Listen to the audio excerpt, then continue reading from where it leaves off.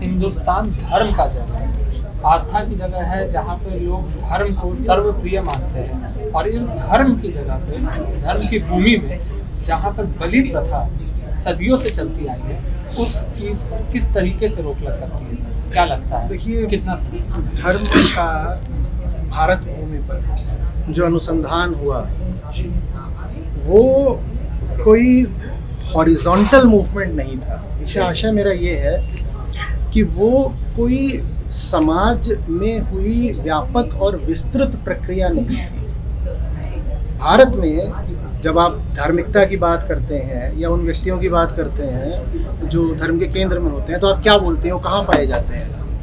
आप बोलते हैं कि वो जंगल में मिलेंगे, वो पहाड़ में मिलेंगे, वो नदी किनारे मिलेंगे। तो कुछ बहुत गिने चुने, बहुत श्रेष्ठ, बहुत जुझारू लोग होते थे जिनको आप धार्मिक एलीट बोल सकते हैं। तो उनके द्वारा जो धर्म की अंदरूनी खोजें हैं वो की गई, ठीक है, और उन्होंने वो चीज़ ला करके फिर समाज के सुपुर्द कर दी, क्योंकि वो चीज़ उन्होंने कोई अपने लिए खोजी नहीं है। अब कोई उपनिषद है, कोई और ग्रंथ है, वो अंततः पहुंचना किसके हाथ में? आम आदमी के हाथ में पहुंचना है। लेकिन आम आदमी ने खुद उसका अनुसंधान करा नहीं है, और आम आदमी के पास वो एक संसारी है, वो गृहस्थ है, उसके पास अपने स्वार्थ हैं, अपने सरोकार हैं। उसने वो साधना भी नहीं करी है जहाँ पे उसका भीतरी परिष्कार हुआ और रिफाइनमेंट हुआ हो।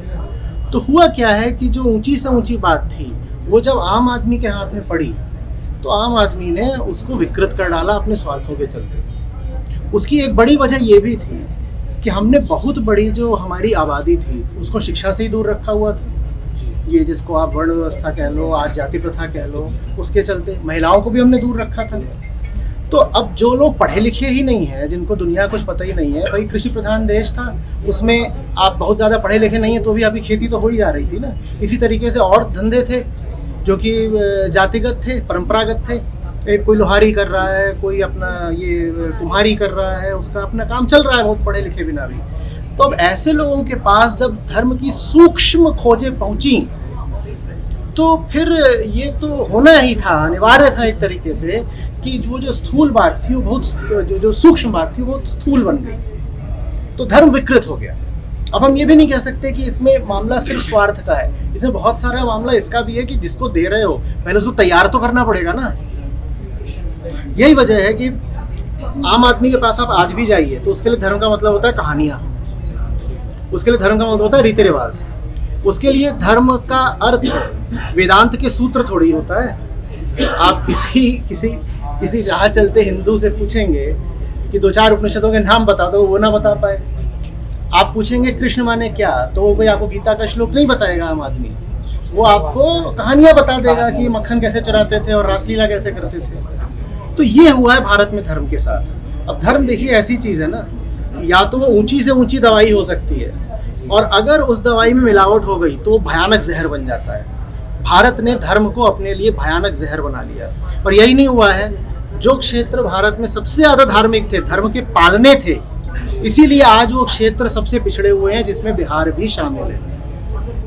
सर एक और सवाल, आपका जो मुहिम है बलि प्रथा के खिलाफ है, सर नेपाल में जो गड़ी माई की बलि प्रथा हो रही है वो आप रोकने की दरख्वास्त कर रहे हैं आम जनता से, पर सर हिंदुस्तान में, हमारे बिहार में जब दशहरा आता है 9वीं 10वीं में बलि चढ़ती है। बंगाल में काली माँ की पूजा में बलि आवश्यक होती है, पूजा अधूरा माना जाता है अगर बलि ना चढ़े। इसे रोकने का सर क्या मुहिम? इसे रोकने का ये तरीका है कि जहाँ से हमें देवी पूजा का पूरा वृतांत ही मिलता है, केंद्रीय ग्रंथ दुर्गा सप्तशती, वो आम आदमी तक पहुंचाया जाए कि भाई आप अगर काली की बात कर रहे हो तो समझो तो कि माँ काली का उद्गम ही क्या है और माँ काली वास्तव में क्या है। और दुर्गा सप्तशती पढ़ के मुझे बताओ कि इसमें कहाँ पर लिखा हुआ है कि बकरा नहीं काटोगे तो माँ रुष्ट हो जाएंगी, बताओ कहाँ लिखा हुआ है। बल्कि वो पढ़ के तुम्हें पता चलेगा कि माँ काली हो, माँ सरस्वती हो, माँ दुर्गा हो, महालक्ष्मी हो, महामाया हो, वो सब की सब एक ही हैं और प्रकृति का प्रतिनिधित्व कर रही हैं।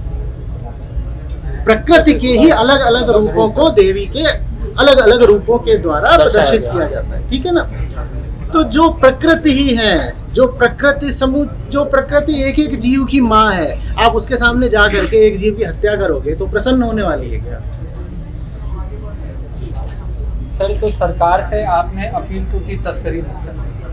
अब इस चीज़ को रोकने के लिए सर सरकार से किस तरीके से अपील करिएगा या किस तरीके का मुहिम चलाइएगा सर, कि जहाँ पर ये प्रथा ख़त्म तो नहीं हो सकती है, ग्राउंड रियलिटी है, कम हो, लोग में जागरूकता फैले।